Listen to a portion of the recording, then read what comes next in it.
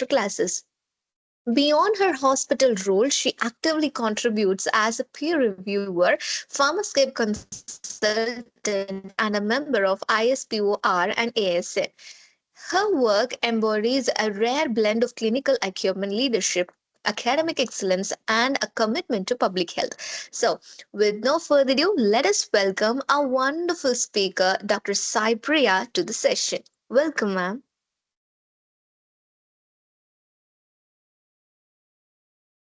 Hello, am I audible?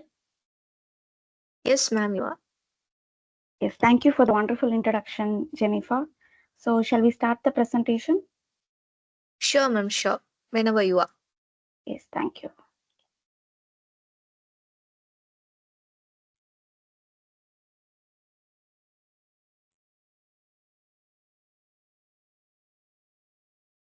So, greetings from me. So, Jennifer has already told about me as an introduction. So, I think I don't bore you with that. So, I'll directly go to the topic of today's session is renal pharmacy residency, the reality check. So there is a gap between the guidelines and the ground reality. We are all struggling to get through it. So I just give the basic introduction about renal pharmacy residency now. We cleared a 2-year program of renal pharmacy residency in JSS Mysore. So the course is actually a 2-year course. So like USA and other countries, we have 2 years. Like first year is called as RPY1. So it is renal resident pharmacy year one, and that lasts for 12 months. So during the first year, we'll be covering all the general medicine posting, pediatrics, and emergency medicines. And there is an optional rotation like cardiology or pulmonology. And finally, last 2 months, we'll end up in nephrology. So this structure, why they kept like this is like we can't. Nephrology is a super specialty topic, so we can't directly go to the super specialty without studying the specialty. So after even if MBBS doctor will study MD, after that they'll go for DM. Same like that. Here they framed it as PGY1 for all our basic general medicine thing, and PGY2 as a super specialty thing. So during our PGY2, so we will be more of rotations into nephrology, where we focus on nepropharmacotherapy, dialysis care, pre and post organ transplantation, and more of chronic kidney disease management. So the program is emphasized based on all evidence based and more of research and also some leadership. So research includes we have to submit a thesis, which closely we have to work for 6 months.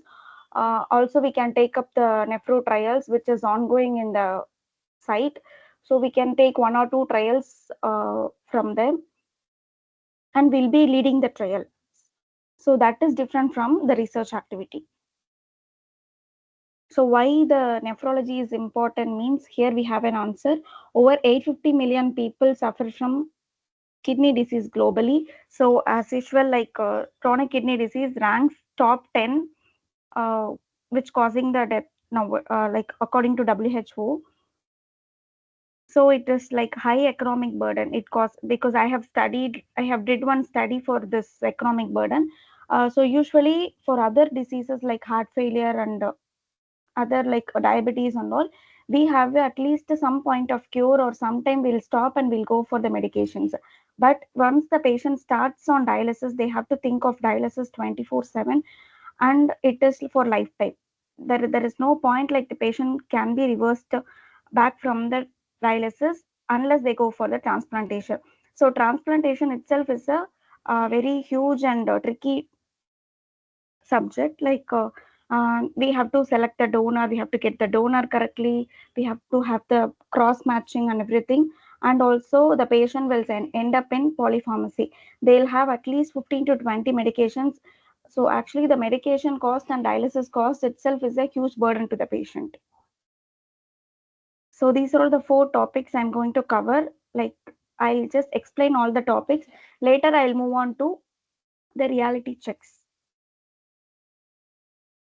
So first, I'm going to explain about medication therapy management. In that, drug dose adjustments we need it has to be done for all the renal patients, because most of the drugs, 90% of the drugs we take, which is renally excreted, and also since they have polypharmacy, they'll be having all the drugs interacted with the other. So we need to check and we need to space the drugs. And the major thing is adverse drug reaction monitoring. So the adverse drug reaction monitoring is like one of the major critic in this area, where the disease itself will cause some uh, underlying conditions will cause some of the conditions, or the drugs will cause some conditions. So we need to categorize all those things and we need to check. Next, the major part is medication reconciliation. I think now they have integrated with the NABH standard, but it is very, very important for the renal impaired patients to get the reconciliation done. Last is very, very underrated topic, which is vaccination. So for all the ESRD patients, like end stage renal disease patient, we'll vaccinate the patient. So the charts are not maintained. The patients are not counseled on that. So they are not, most of the patients are not aware of the vaccines.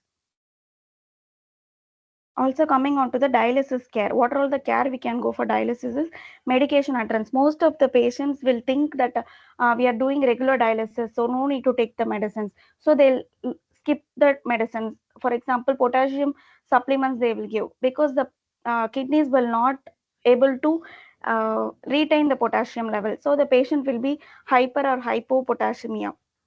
So we will be prescribing the supplements.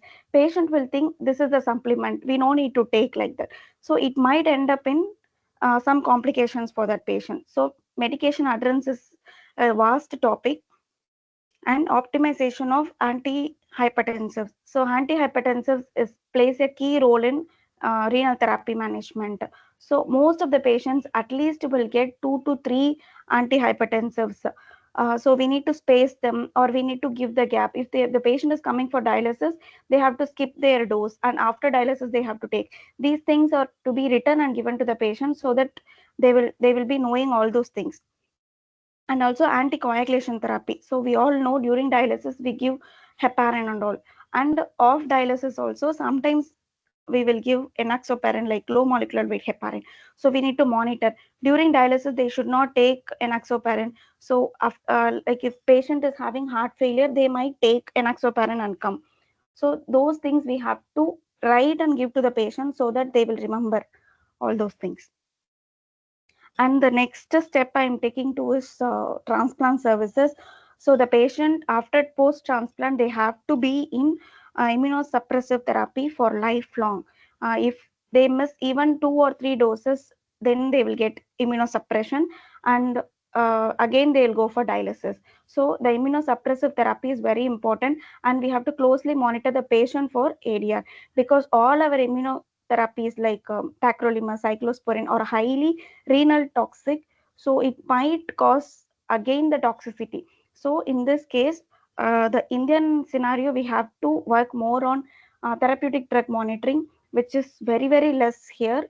So most of the cases, they are spending more money on this immunosuppressive therapies. If they spend a little money, like 3,000, 4,000 for that one test, we can adjust the dose and it can be regularized. But someone has to talk to the consultant and the patient regarding this cost issues.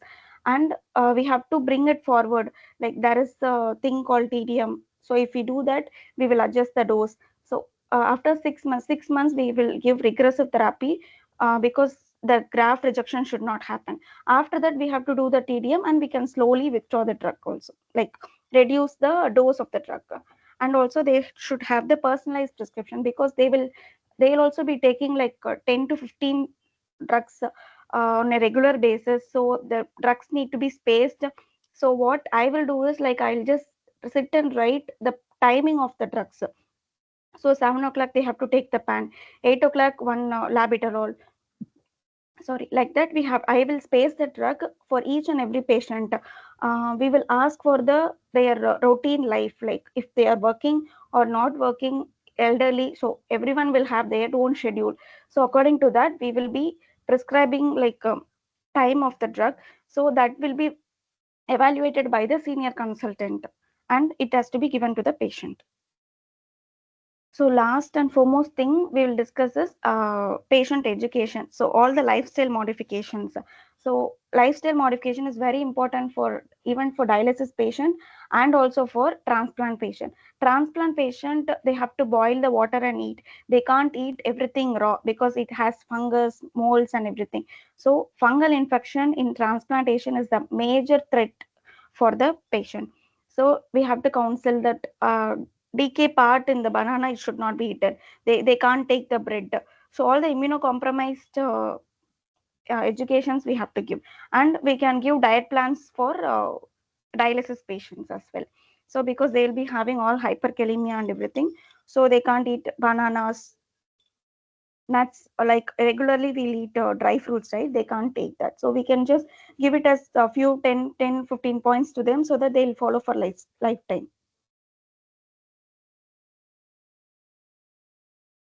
So same like why we need dose adjustment, all the most 70% of the drugs are renally excreted, and also so many drugs are nephrotoxic. So we have to be very careful during this dose adjustment.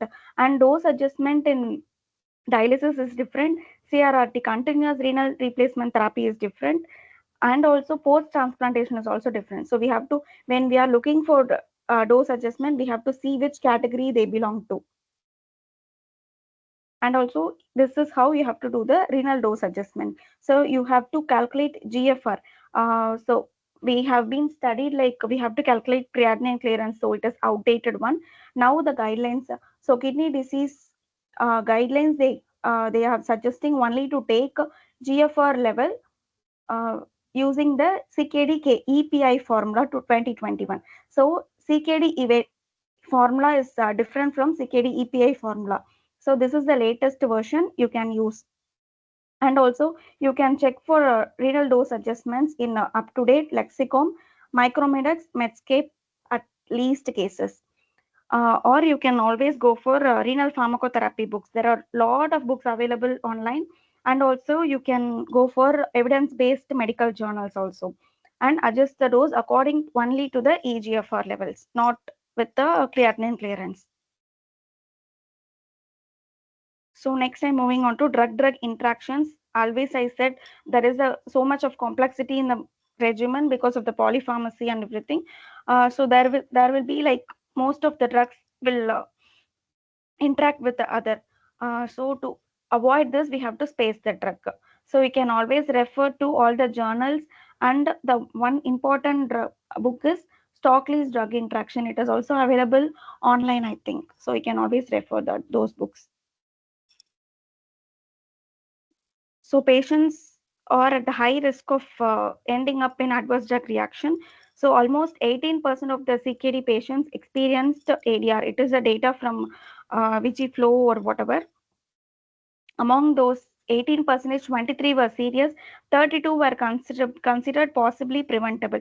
So if we look one or two times, like in more for the drug chart, we will be capturing all those preventable areas so that we can alert our consultants to reduce the dose.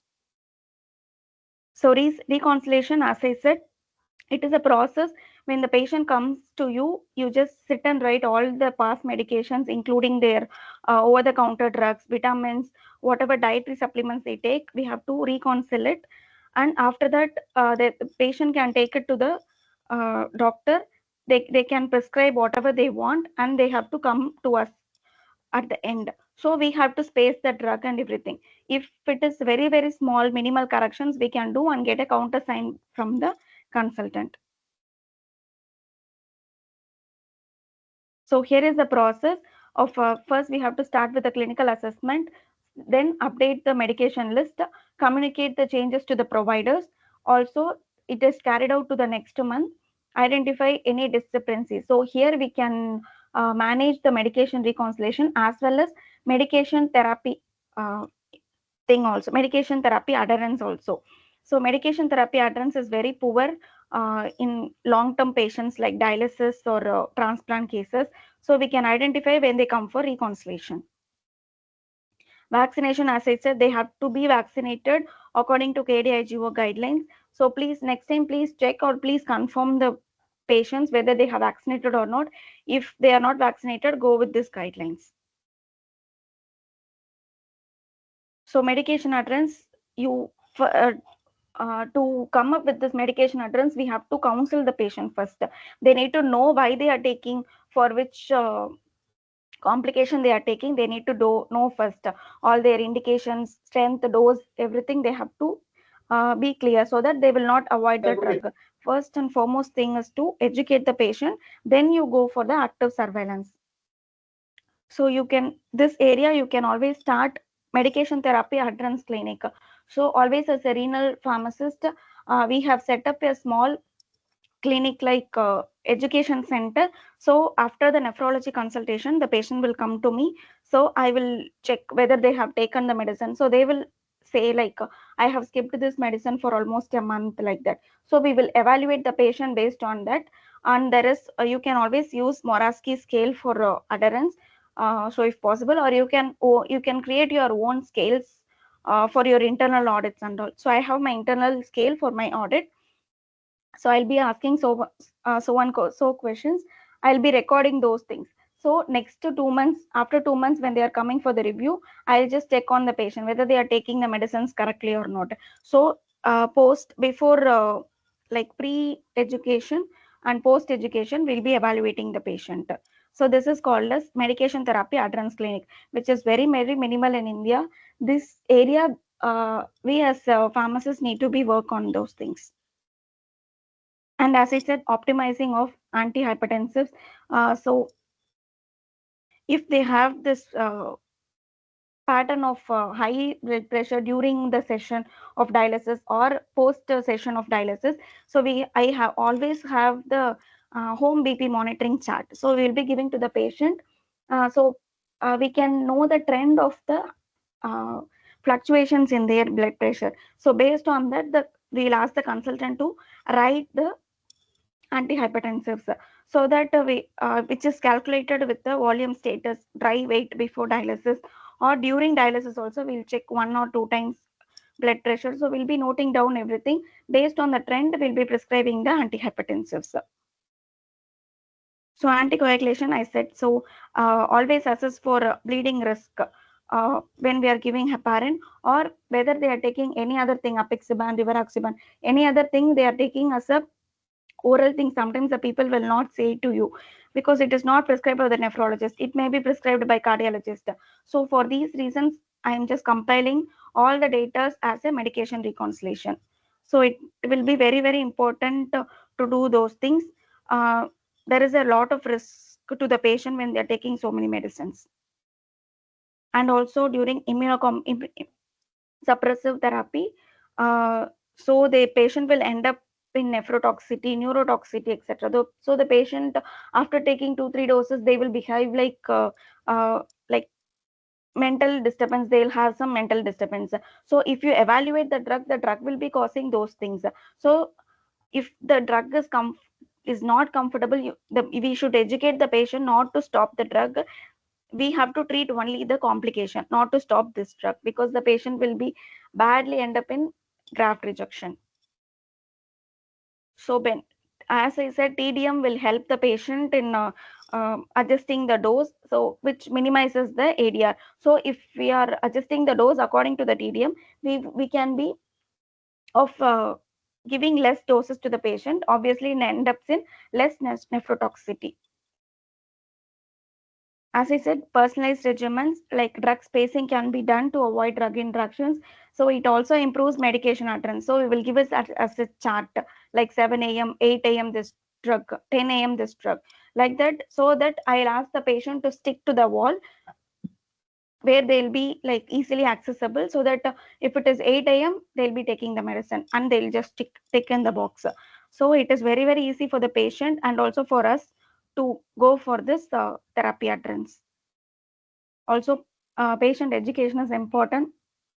All the renal transplant recipients are requested to follow the personal hygienes, like they can't use the public toilets, because there is high chance of getting UTI, and it is very, very complicated to treat the UTI, because you have to put them on multiple antimicrobials.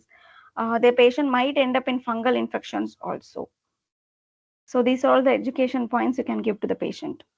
So now I'm coming to ideal therapy versus real practice. So what the domain says, what is standard says is medication dosing. What the society is expecting from us is medication dosing. What is the real ideal scenario is adjusted based on EGFR. But the reality, what we are doing is like we are not even thinking of EGFR for most of the drugs. So if the thing is renal dosage or the adjustment, we'll directly go only for this antimicrobial things. So the antihypertensive things are left unnoticed. So if we are checking for the dose adjustment, we have to check for all the drugs. Except for the supplements, we can check for all the drugs. Also, ADR monitoring. We have to do routine monitoring for all the uh, patient is like it is an ideal scenario, but in the reality we'll have hundreds of patients, so we can't sit and monitor for all the patients unless they end up in real adverse drug reaction. So whether the if the patient ends up in some increase in creatinine or increase in uh, liver enzymes only, we look up to their prescription. So it is one major reality check, because there is limited source of human resource available in the hospital. There will be hardly 6 7 CPs to see the 400 bedded hospital. So which is not currently possible for us to look for the ADR, to prevent the ADR. Only if the patient has experienced the ADR will be going on, okay, we can document this as ADR like that. So the society has to improve, the hospital setup has to improve, like we should have a good number of CPs to monitor this, also a renal resident to overlook on this. Also major thing is patient counseling. So patient counseling, I think it's only in the books, not in the real scenario, as for I have concerned, as for I have seen my practice and all. So there should be a dedicated area, as I said. We have to have a separate room, which is a closed room for all the patients. So after the consultation has been done with a nephrology, they have to come next to the renal pharmacist. So that time we have to talk to the patient, because the consultant won't be having that much time to sit and explain about the drugs to the patient. But the real scenario is only thing we can improve the adherence is we have to talk to the patient. So we have to say the indication, dosing, what are the known adverse effects, or this might end up in these things like that. They have to know. Only thing, if we say, then they will come back to us. Otherwise, they will not.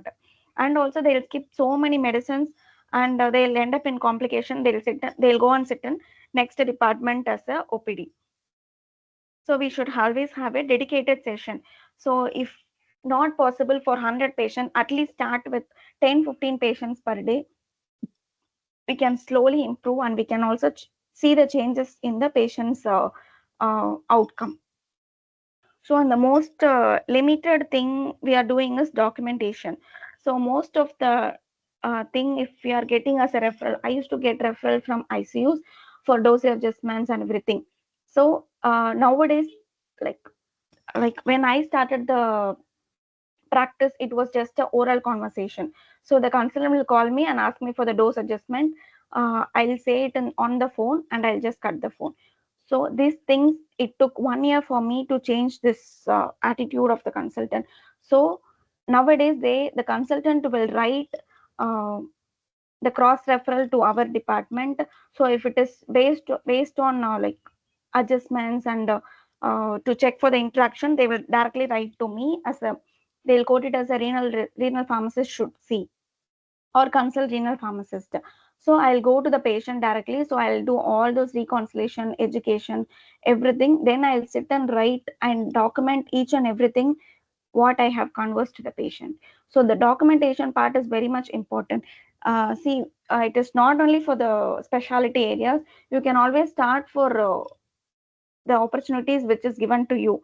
Even if it is a drug information, if you are getting, please go and document in your patient case files, so that the people, the next fellow who is writing, next fellow consultant who is writing the case sheet will be knowing about you. Okay, so if they have any doubts or something, they'll contact you. So the most limited thing we are doing is not documenting our knowledge in the paper. So please make sure you're 100% right when you're writing. You're not 100% right when you are started writing your referrals, but at least you can improve like 50%, 60% you can improve. And you, we are just looking at the case sheets on everyday basis, so we know how to write the referrals. Or else you just take a senior person's guidance, like a general medicine doctor or whoever is giving you the referral, just take inputs from them and start documenting your things like drug information or ADR, if anything you are capturing to the patient, if it is major and it should not be repeated to the patient, you just document it. Unless until we document the thing what we are doing, we are not going to be recognized. So, and also, as I said, there is very, very limited training and specialization what we are into. Like the basic syllabus has to be changed as far as I concern, because what we have learned is far away from what we are practicing in ground. So nobody is gonna teach us about this NABH and all. So I think it will be very much useful if they have included in our syllabus, like PharmD syllabus. And also so many hospitals, they don't even provide you the micromedex or up to date whatever we require on regular basis, which is not provided to us. So this is the major concern. We can't look for renal dosing. So if they ask for renal dosing, we'll just google it, or we ask the AI nowadays. So whatever it says, we'll just go and say to them. So if you are looking into these tools or whatever, like evidence based, if you are always looking to the, if you are looking into evidence based, then only you can document it. If you are asking someone like AI or like Google, you can't document it. So have a confidence on what you document, and always go for this evidence based tools. So up to date lexicon are much better. Please ask your colleges or wherever you are working, please ask them to provide these things. uh, Tell them your necessity of having these things, so that you can do the dose adjustments, you can capture the adverse drug reactions, you can even go for drug interactions for all the patients and start documenting it. So whenever the nephrologist comes, they need like assistant or someone like us. So because hepatologist and nephrologist are more into renal dosing or more into dosing adjustments and everything. So please have a conversation with them. And also most importantly, you have a good terms with ICU consultants, because from there only you'll be getting all the cross referrals. So from your referrals only you can learn so much things. And as I said, without documentation, you can't get recognition in your institution. So wherever you are starting, like very few hospitals I know, they are allowed to document in the paper, in the case sheet, but slowly it has to change. Like if only if you look for real world evidence and if you are confident enough, they'll be asking you to give your referral as a documentation. So high workload, as I said, there are limited human resources for this vast department.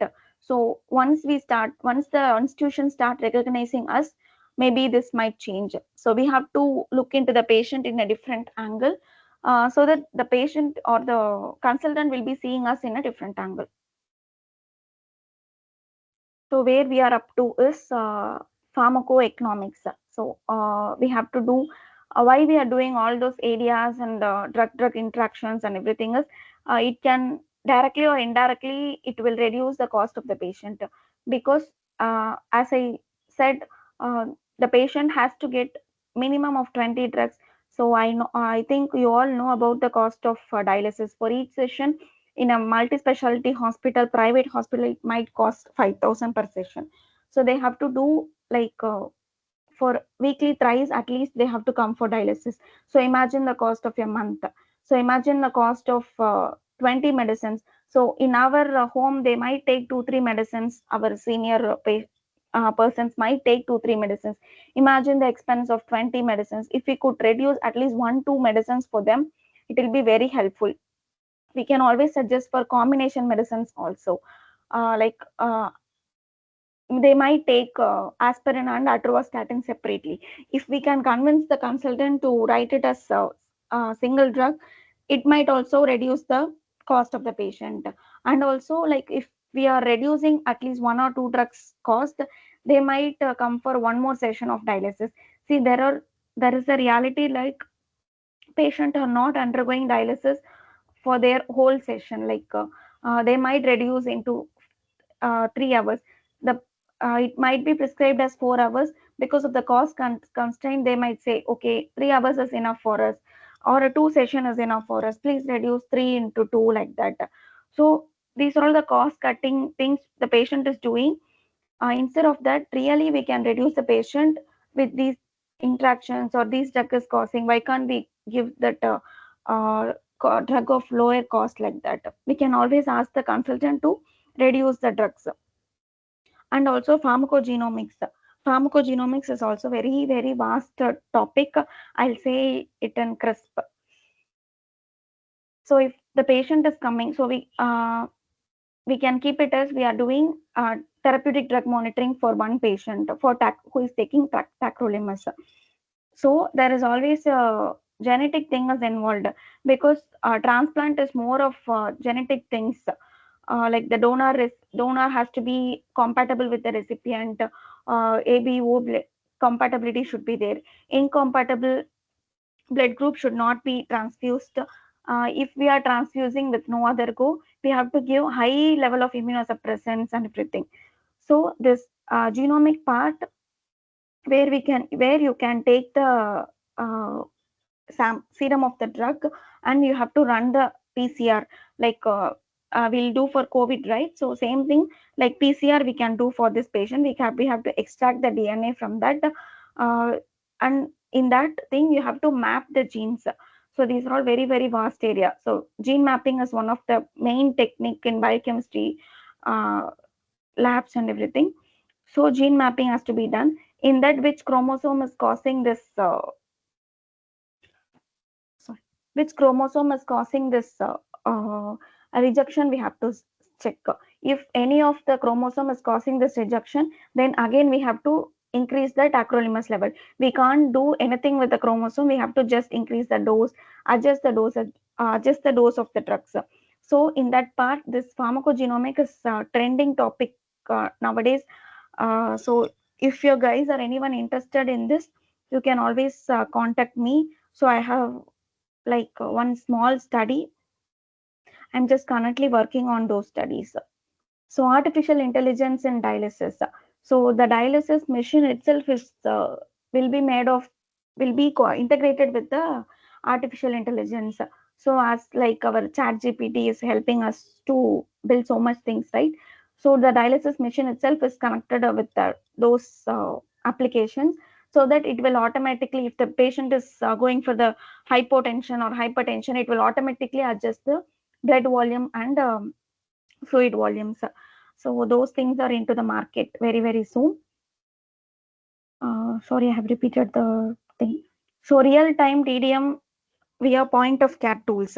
So real time TDM, as I said, we can start this therapeutic drug monitoring. Like we have to extract the serum from the blood, and we have to give for some other labs, renal path labs, or doing this TDM levels.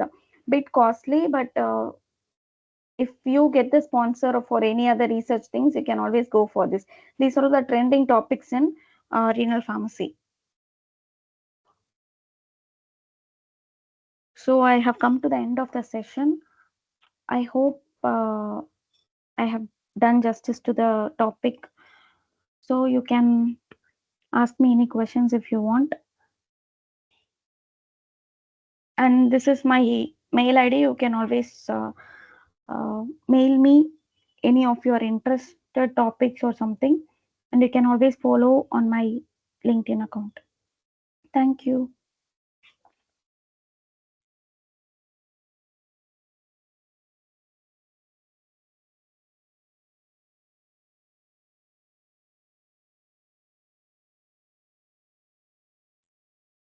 Thank you so much, ma'am. We can wait for a minute or so if there is any questions in the chat box, and we can take this to answer.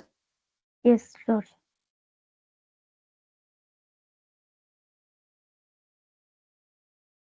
Guys, if you have any question, feel free to put down in the chat box. Yes, we have from Madhumita. Ma'am, in dialysis patients, if the creatinine levels are high and the patient getting high in antibiotics with maximum dose per day, whether the creatinine level will get into normal after dialysis. Is this type of prescribing pattern is correct? No, actually, for patients with dialysis, they if we are giving antibiotics, there is a high chance of the antibiotics getting into the dialysis machine, not to the patient. So if there is a limit, like for each and every drug, there is a limit which suggests of renal dosing in dialysis. So you can always check for dosing in dialysis and CRRT, so which is separate from the patient with lesser creatinine clearance on medical management. So it is different. The dialysis patient renal dosing is different.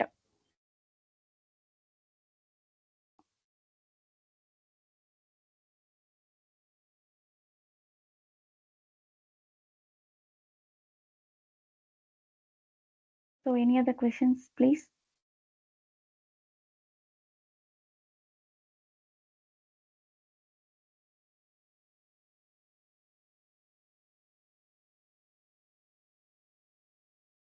And I think that's it from the audience side, ma'am. If in case if we Oh, get any questions, it would be appreciated if you share it in the chat box too.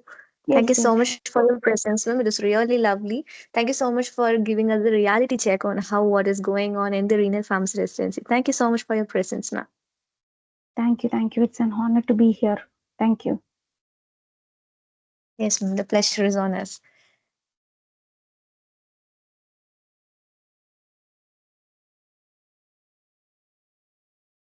And yes, guys, let's move on to the third session of today. So, from the beginning, we've been discussing about how AI is going to help us in for upcoming events. Like, on first, she told us about how AI is going to confound us in the regions of the AI intelligence learning and the logic training. And then now we learned that AI is going to be used in dialysis unit too. And myself being an intern in the hospital, I came to know that in IP pharmacy, they are going to install AI integrated system for dispensing medicines. So it is going to help us in correcting the correct expiry dates and the doses or the patient's, pharmacoeconomical conditions and stuff. So everything there is a AI which is going to be integrated. So that might give us a question of whether it is going to overpower human. But no, it is not going to overpower it. It is going to empower human. So let's move on to the next